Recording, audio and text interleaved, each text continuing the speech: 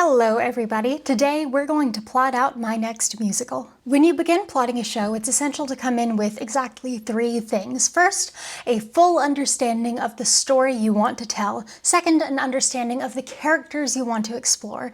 And third, and most importantly, lots and lots of paper. Hi, I'm Cash the Composer, and I'm adapting a local ghost story into a musical, combining legend with history in one fell swoop. On this channel, I'm documenting the process of writing the show from conception all the way to production. Right now, we're in the writing phase, so everything from plot design, the focus of today's video, to lyrics, from word choice to character development, all of that and more is what we'll be talking about in the foreseeable future. If you want to learn more about the process of writing new musical theater, go ahead and subscribe. I post every other Sunday. The process of writing up the plot for a new musical comes in 6 stages. First, naming the events. Second, organizing the events. Third, filling in the gaps. Fourth, finding the beginning and the end. Fifth, song spotting and reprise spotting. And sixth, and finally, pacing check. But before you begin writing out the plot, think back to middle school when you were first writing essays for class. Did you have to do outlines, multiple drafts before the final product? Or did you just free write and hope for the best? In the world of writing, books, not musicals, the first is called plotting while the second is called pantsing. In my limited experience, musical writing is kind of a combination of the two. No matter how well you plan, something unexpected is going to happen, which will lead to a shift in your execution. So while it's good to go in with a plan and to be very detailed in said plan, you should not feel married to any one perception of how things should go. Instead, you should use it as a starting place, one where you can adapt as changes become necessary without it feeling completely inflexible and inalterable. That's the key here. Your outline should not be set in stone, but instead fluid. A little smudge on my glasses. There we go. As an example from history, West Side Story actually began as East Side Story, a conflict between the Catholics and the Jews. However, members of the creative team wanted a story closer to home for them, so they chose the very New York setting that we know now. The show remained at its core the same, a modern adaptation of Romeo and Juliet, which explores the positive and negative sides of passion, but it led to more relatability for its writers, which led to a more intimately personable set of characters, moments, and songs. To give an example from my own writing, as I mentioned a few videos previous, I'm a fan of the reprise. In my show Phantasmagoriana, I had 2 love songs, one reprising the other with a twist. Initially, I wanted to have one right after the other, but that would have been weird, to say the least. It wouldn't have felt like 2 independent songs, rather one really long one. I then moved it so that one was in one act and the other in the second, but then they were spaced out too far and the character development pacing was all wonky and the thematic connection was lost. So I finally settled on having them each end the first 2 scenes respectively in the first act, and lo and behold, it worked out. That flexibility was essential to making the show function. So to start, our first step is to write out all of the events that need to happen in the show. It is important that you realize that not all of the events will actually happen on stage. These events just give us a fuller understanding of the entire story. Recalling back to Kurt Vonnegut's rules of writing, we want to begin as late as possible and end as early as possible, so finding those key events is essential. You can do this any number of ways. There is no right or wrong. If you prefer a computer setup, I would recommend the software Scrivener. Not sponsored, wish I was. They're a fantastic software that I'll probably end up using later on in the process, if I'm honest. But if, like me, you prefer writing everything by hand, instead you could use a series of pages of paper. I tend to do that for the sake of keeping everything in one place, confining everything to one notebook. But as a visual aid, I'm switching to just cards of paper today. So there are actually 3 sets of events we need to plot out. First, the story of Lavinia. Second, the legend of Lavinia. Third, the actual evening that the ghost story is being told. For Lavinia's story, we begin on the Fisher estate. We then have the start of her relationship with John and them being caught. She's then sent down to Charleston where she's sold to Joseph Glover. John steals and scavenges to get enough cash to free her and her sister Sally. They get married. They acquire the 6 Mile Wayfarer house. Sally dies and they bury her. Highway robbery occurs. The governor wants their land, a person to blame, and to make an example of an interracial couple, so they are framed for the whole highway robbery thing.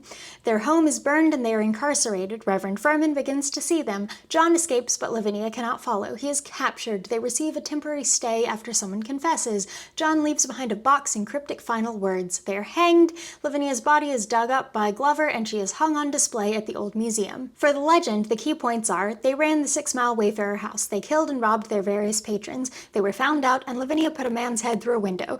They were brought to the prison and the house burned down to cleanse the site. Thousands were buried on their property. Lavinia tried to get out of being hanged by claiming that as a married woman she couldn't be, so they hanged John first. She showed up in her wedding gown asking people in the audience to marry her to save her, but when they didn't, she said the famous last words and jumped to her death. For the actual evening, the tour guide arrives. They welcome the guests to the jail and introduce the most famous inmate, Lavinia Fisher. They invite speculation throughout the evening, and that's about it. Now, you probably already see the problems that have arisen. These events are all a cacophonous mess, and there's lots of holes in the story. When we get to this point, step back. Don't try to do everything at once. I tell my violin students, when you see 50 things wrong with a song, don't try to fix all 50.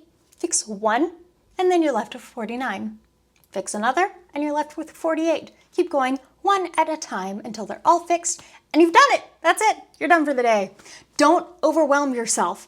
Do one thing and be satisfied in it before moving on. So, our next step is organizing the events. In the case of fiction, this means arranging the events in a manner that makes sense. In the case of nonfiction, this also means arranging the events in a manner that makes sense, with the caveat that it must be at least slightly historically accurate, to whatever extent you desire. I personally care deeply about historical accuracy, with the disclaimer that I will enhance the drama for the sake of the theater. In the case of this show, we have 2 simultaneous narratives, so we want to draw thematic parallels between them, as well as matching events. I find it's easier to start at the end and work our way back at this stage, so that's what we'll do. There's that dramatic final scene in The Legend of Lavinia asking the audience to marry her, and then taking her own life after some harrowing words. In reality, she and John were hanged at the same time. I think these 2 scenes should be linked, as the words she sings in this could be taken to have a different meaning by the tour guide. I've mentioned this before in my reprise video. Before that, we have John's hanging in the legend. In reality, this will be paired with John's last words, leaving behind the box. John's resignation of his death being the link between fiction and truth. We have the stay of execution. In truth, it was because someone confessed to the crimes, but in the myth, it's because Lavinia was a married woman. Simple enough. Next, we have John's escape out the window and his subsequent capture. This is going to be a tricky sequence. One of the aspects of the legend is that some would-be victim escaped out the window when he heard them at his door. I think linking this to a courthouse scene would be great, essentially having the fictional would-be victim giving his account as John is actually escaping out the window. As far as his capture, I'm not sure what exactly will happen with that, so I'm gonna leave it hanging. No pun intended. Then we have their actual incarceration. In the legend, they were caught and sentenced rightfully, while in truth, a lynch mob burned their home to the ground after the governor seized an opportunity to use them as an example to deter would-be interracial marriages and simultaneously to acquire land for a major sale. Obviously, these 2 events are linked. We have the burying of the fictional victims and the burial of the sister. That'll be fun. The highway robberies did happen, but Lavinia and John were likely victims themselves, as were their tenants, so showing them helping the victims while the tour guide accuses them of the very crimes makes sense, I think. The issue is there's this whole chunk from the estate in North Carolina up through to the acquisition of the Wayfarer house for which there really aren't any parallels, and that's what we'll address next. So now we have the order of events, and in looking at that, we immediately realize that there are huge gaps in the story that we have to fill in. Each gap might require one event, or maybe even a whole act worth of events. Some of these events will likely not happen on stage, they'll be inferred between scenes, but it is essential to know them anyways. Pacing is the trickiest thing to predict, but having a solid timeline, regardless of its exploration in the show, is the easiest way to be malleable in its execution. So in this next step of filling in the gaps, remember we aren't looking to satisfy plot holes. That will come, but not in this particular exercise. We are looking specifically to fill in the missing pieces, those events which we know must have happened in order for things to proceed in a certain manner, just spelling them out. In the case of fiction and nonfiction, for which there are not great records, you'll often run into the issue where you don't know what exactly happened for things to progress a certain way. Take this time to go over a variety of options. Don't get your heart set on just one. You might find that it works, but you might be disappointed, and we want to avoid that disappointment. Instead, view this portion of the study as an exploration. You're not nailing anything down, we're not ruling anything out, we're just literally getting it all out on the table.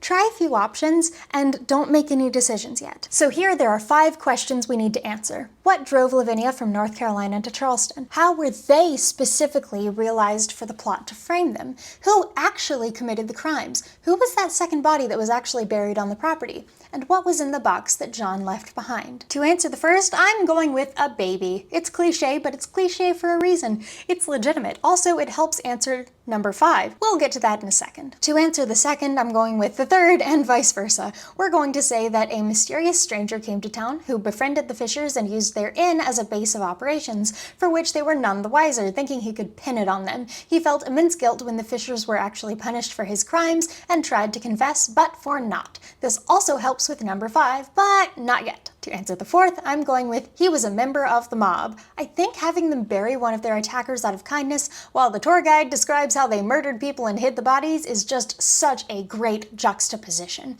And finally, I don't know. We're gonna do a Pulp Fiction here, but as far as who it's going to, the mysterious stranger was the caretaker of the box, and it's supposed to go to, drum roll, their child.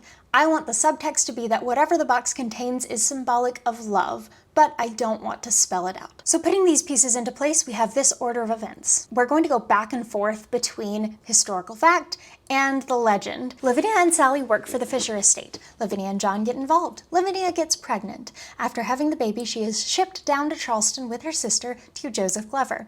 John follows and frees Lavinia and Sally with stolen money. Lavinia and John are married. The Fishers acquire the 6 Mile house. Sally dies and Lavinia buries her.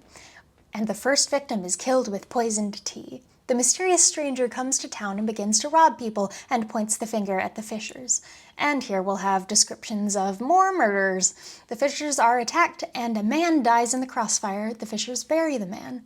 And we'll have descriptions here of getting rid of the bodies. The mob forms and burns the house to the ground, and the Fishers are brought to jail. The house is burned to cleanse the earth in the legend, and the Fishers are arrested. Reverend Furman begins to see the Fishers. John escapes out the window, while a victim recounts how lucky he was to escape out the window. John is recaptured after realizing that he will never find enough money to free Lavinia. The cost is just too high. The mysterious stranger confesses to his crimes in order to get them a stay of execution, but it is for naught. Meanwhile, Lavinia can't be hanged because she's a married woman in the legend. John gives his last words at the gallows, and John is hanged first in the legend, and then in reality, Lavinia and John are hanged together, while in the legend, Lavinia pleads to the audience in her wedding gown, says the thing, and jumps. Then Lavinia and John are buried. Then Lavinia is dug up and put on display by Glover the sick. You'll notice that this is, to say the least, incomplete, and that's okay.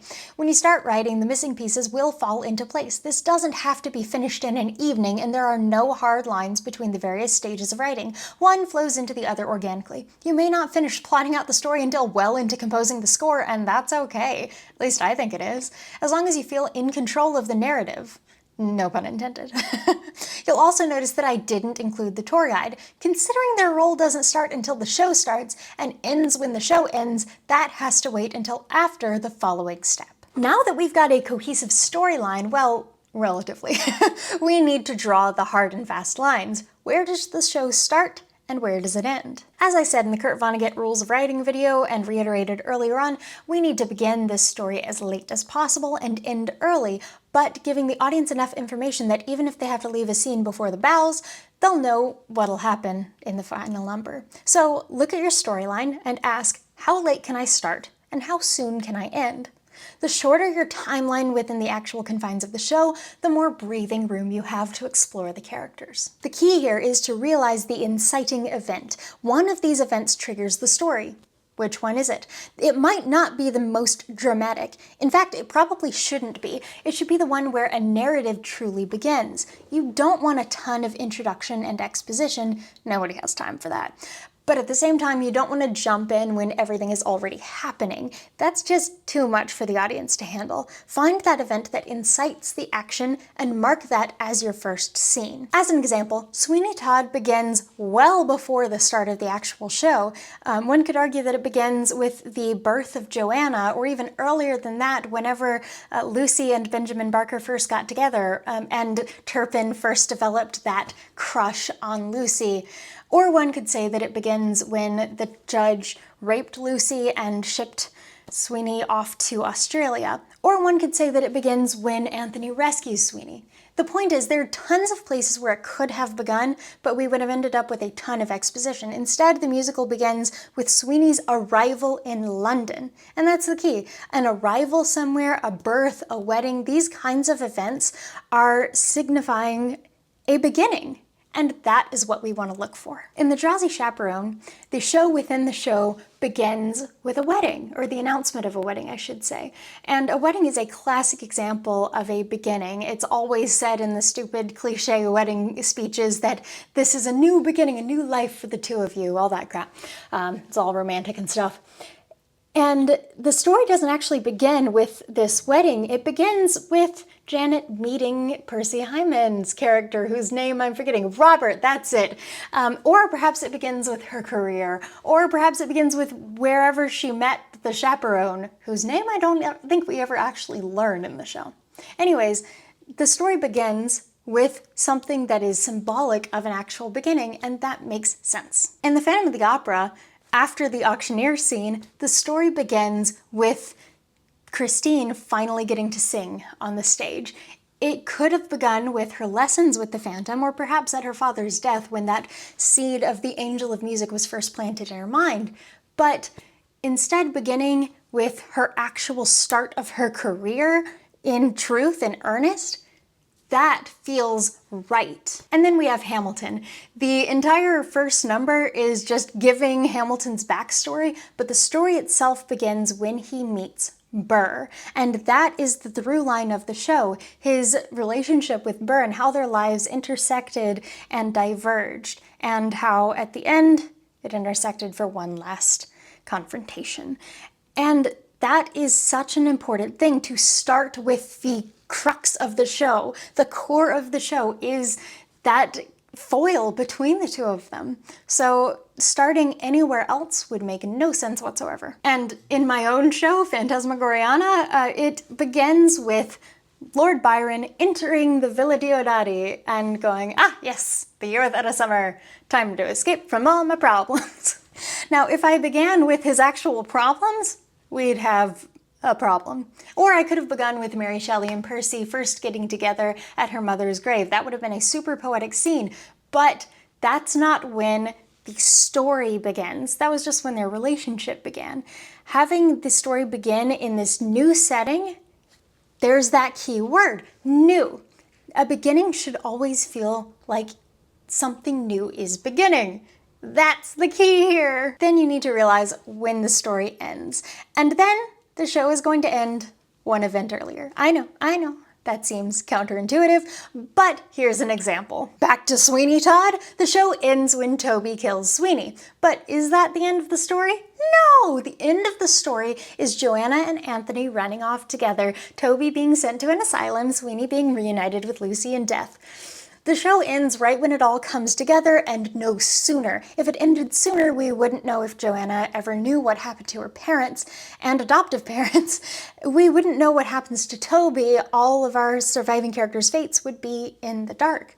If it ended later, we wouldn't be left with any hope nor any questions, only despair and resignation, which, while fitting for the vibe of the show, is not in concert with its core meaning. In The Drowsy Chaperone, the show, not the show within the show as in the previous thing, but the show itself, ends when the man in the chair expresses his love for the theater, for this particular show especially, but the story doesn't end there. It begins with him in a depression after so many things in his life went horribly wrong and he ended up alone. But he doesn't end the show suddenly cured, nor does he end up suddenly happy.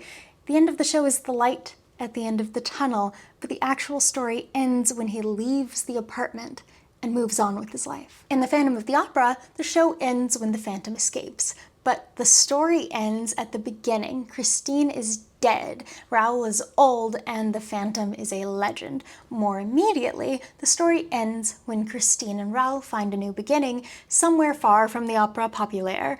This is why Love Never Dies does not work as a story, because it's just exploring that ending unnecessarily. In Hamilton, the show ends with Elizabeth's message of legacy, but the story ends quite sweetly with the actual musical itself, that Hamilton's legacy lives on in the form of this very show, going as far as to express that meta-commentary would be trite and cringeworthy, so of course the show doesn't do that. It ends right before it could say so. Finally, in my own show, I know, I'm promoting it because it's debuting later this year. Get your tickets now. Phantasmagoria! The show ends with Mary Shelley having the idea for Frankenstein, but the actual story ends with her writing and publishing it, and then the subsequent deaths of everyone she loved, ending with her sitting down and writing a book after the dramatic reveal of the Frankenstein story would be weird. Anyways, in tragedy, in comedy, in drama, and in history, the shows end right before the story actually ends, so you can finish it yourself as an audience member. Or at least that's my perspective of how musical theater shows tend to end. You might disagree, but I hope you see my point. Now, another thing you must do at this stage is identify your intermission. The intermission is crucial to pacing, a halfway point that helps divide it from one long thing into two significantly shorter things, which are far easier to manipulate and understand. Once again, let's begin at the end. The story very clearly ends when Lavinia is once more taken under someone's custody against her will, in this case the custody of the same bastard who purchased her previously, Dr. Joseph Glover, who hanged her on display, separating her forever from her love. She could not be free, even in death, so ending the show at her death is the obvious choice. As far as the intermission, I'd really like it to be after they've been arrested, but before the Reverend attends to them, not just because it seems like a nice halfway point, dividing the myth between the murders and their jail time, but because I want to begin the second act with a hymn from the Reverend. And the beginning, as I've said before, will be the wedding. Next to birth, you can't get much more classic than a wedding as a start of a story. Now comes the fun part. We have our outline for the actual show now that we've cut it out from the full sequence of events. We've filled in the gaps, and we have a passable thing, a Wikipedia entry, if you will. The next step is what's called song spotting, figuring out where the songs go. Since I have such a love for reprises, I also do that here too. Now, I come from the school of opera, where you have what's called arias and recitative in between them. Arias are the big emotional numbers, usually talking about one particular thing for a while, but doing so in expressing the character, while the recitative are the little almost spoken but really sung parts in between the arias that advance the plot. We aren't writing an opera, obviously, but there's something to take from this, and that is that each song must do one of two things: develop the character, as in aria, or advance the plot, as in recitative. I plan to go into more detail on this in a video later this year, not next video though. Next video, I'll be sharing bits and pieces from my time at DragonCon. I've attended so many times in the past, but this is the first time I've ever attended as a panelist, and I could not be more excited. On Sunday evening, I will be speaking in a panel on immersive theater, bridging the fourth wall, alongside several significantly more qualified panelists. I have terrible imposter syndrome about this, but nevertheless, I'm doing it. You can look forward to snippets of that panel, as well as other theatrical panels I'll attend, and some shenanigans as I promote this channel and my upcoming debut of my first musical, Phantasmagoria. Anyways, back to the topic at hand, the songs. I am not saying this is the only way to approach songs, this is just my way of doing it. Sondheim is a master of developing character while simultaneously advancing the plot. Just look at Joanna, Now Soon, Later, Color and Light, Getting Married Today, Epiphany, The Glamorous Life, It Takes Two, Old Friends, Giants in the Sky. Actually, it might be easier to name the songs that he wrote that don't do both, if I'm honest. And then you have plenty of shows where songs do neither. They're just fun or poignant or foreshadowing or something else. Cole Porter comes to mind, and who can forget Andrew Lloyd Webber's Cats? But the point is, this is a great way for me personally to organize my thoughts when it comes to songs. Generally, I like to alternate between aria and recitative, but that's not a hard and fast rule. I can do several recit in a row or several aria, but I want to maintain a balance across the whole show. And I have a rule: if I begin with one, I have to end with the same kind. I can't begin with a recit and end with an aria, and vice versa. If the show begins with character development, it must end with character development. If it begins with plot, it must end with plot. Make sense? I like to just write a little A next to the moments where there is character development, a change that can be demonstrated through song, and a little R next to the moments where the plot demands a song. Now, when it comes to reprises, once I've identified the A's and the R's, I look for connective tissue between them, thematic parallels that link these various moments. I then highlight them as possibilities for reprises. I overdo it because having too much cohesion is far better than having absolutely none. So the first song is obviously the whole Take My Hand thing we went over in the reprise video, as double meanings are my bread and butter, and this will be reprised in the final number as well. I'm not sure about a song acquiring the house. The tour guide framing it as a malicious intent while they sing about hope for the future could be fun, but I don't want to just reiterate the points made in the previous song. My thought is this would be a good time to talk about new beginnings, leaving behind the houses where they didn't belong, and finally having their own little corner a la Miss Honey in Matilda. Sally dying and Lavinia trying to save her with a cup of medicinal tea doesn't need a song, but Sally's death does. Losing a sibling is monstrously impossible for me to imagine. It'll be a rough song to write, but I think it's important to show her grief, but have her end with acceptance and love that her sister is free in heaven as they give her a burial, since no church in Charleston would bury a black woman.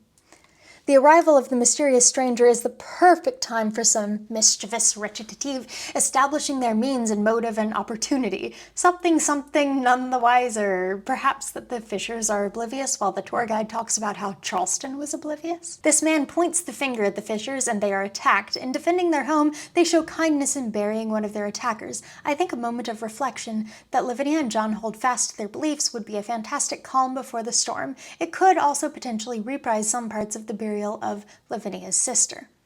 The house burning to the ground and the accusations levied against the Fishers is a great moment for Lavinia to explode. I'm thinking that number I wrote the lyrics for in the last video on ChatGPT versus me writing lyrics would be perfect as the closing number for Act 1. Of course, the next song will be a hymn by Reverend Furman opening the second act. John forming the escape plan is an excellent moment for plot, a time-lapse showing the ages and ages they were stuck in this decrepit place. Actually escaping out the window being the end of the song, which would then segue into John making the difficult decision to leave Lavinia behind, with an aria of Lavinia urging him to go on without her.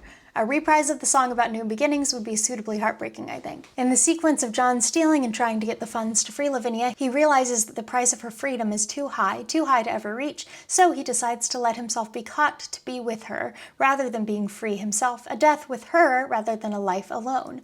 The stranger confesses this should be a song about fleeting hope, that even when it isn't realized, it is still a gift. A reprise of his Wretched but twisted into an aria would be appropriate. A final prayer might be good here, taking the message of the hymn and changing it perhaps in a reprise? I don't know. Then we have John's last words, a song version of the letter, looking to the future. When they're hanged, we have our reprise of Take My Hand as the final number, bringing the show to a close. Next is pacing. This is the worst. You need to sit down and think, are my acts balanced? Does the story move along not necessarily at a regular pace, but fluidly, without any jumps that are not justified, and without any stagnations that aren't for the sake of character? Do my characters get the stage time they need to fully develop? Will my audience feel like they're missing something? Will my actors feel like they're missing something? Am I hammering points home unnecessarily? Are there redundancies?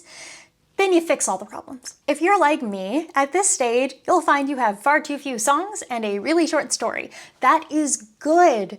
It means you have a lot of wiggle room to add and adjust, specifically to fix this issue of pacing. If you have too much, filling up all those little nooks and crannies, then you have no wiggle room. And as a result, your pacing will be far more difficult to fix. Now, if you do find that you have far too many songs and/or a really long story, it's okay. All you need to do is go back to that second step of organizing the events. Chances are you can change the order to better suit you and get rid of some unnecessary stuff in the middle. Then go to that fourth step and rephrase your beginning, middle, and end. This time, specifying the beginnings and endings of each scene too, and understanding that some events can happen between the scenes. We don't need to see them play out on the stage. Then go back to that fourth step and cut out the songs that don't work, whether it's because they're redundant, they're combined into another song, or you just don't like them, or some other random reason. Just chuck them. You can always add them back later. That being said, this is why you should work with a pen, not a pencil. Erasing is the worst thing you can do. Cross things out so you can still reference them later. Even stupid things. Nothing is ever truly stupid. Everything has a place, just not always where you first put it. Nothing is truly stupid. Everything has a place, just not always where you first put it. In terms of the pacing for this show, I have 6 songs in the first act and 7 in the second. The first spans several years, while the second spans a single year. Yet, I think the pacing is actually alright. I'll definitely end up with more songs as I begin to write the show to fill it out a bit. Truly, I think I'm okay here. There's no red flags that jump out to me immediately. I'm sure as I actually delve in, it'll fall to bits, but for now, I think I'm okay. So, there you have it. These are the steps that I take to plot out the show. Name the events, organize them, fill the gaps, find the start and the end, song spot, address your pacing. That's it. Bringing it back to the start, I mentioned plotting versus pantsing. This has all been an exercise in plotting. Everything from here on out will be pantsing. You don't need to follow the script. It's a place to start, but from this point forward, all you'll be doing is either what's written there or something else. When I was writing my last show, I had a really good idea of the beginning and a really good idea of the end, and I knew like 6 things that needed to happen in the middle. Those 6 things shifted so many times. Other things got added and taken away, and I eventually found my final product. The same thing is probably going to happen here, if I'm honest. I have my ideas of the broad strokes of the story, and I'm sure some things will get shifted around with other things added in and taken away. One important thing to remember here is that I am writing this as an immersive experience. I'm leaving lots of room for interaction from the audience with some scripted sequences, some areas for improv. It's more intentional than my last show in that regard. That began as a traditional show, and I adapted it to be immersive. With this one, I'm specifically approaching it as an immersive thing from the beginning, and we'll talk about what that means in a future video. In the meantime, my next video will cover at least in part a panel that I'm doing at DragonCon on immersive theater. Be sure to subscribe and tune in 2 weeks to get the inside scoop from Atlanta's best nerdy convention. And do me a favor and tell the leadership at DragonCon that we need an official theater track. If you want live updates from the con, check out my Patreon, where I regularly post behind-the-scenes updates on my work, as well as early uploads of all of my YouTube videos. You can subscribe for free, or you can support my work for a nominal amount each month, which will give you access to extra little things that are not available anywhere else. See you all in 2 weeks. Bye, y'all.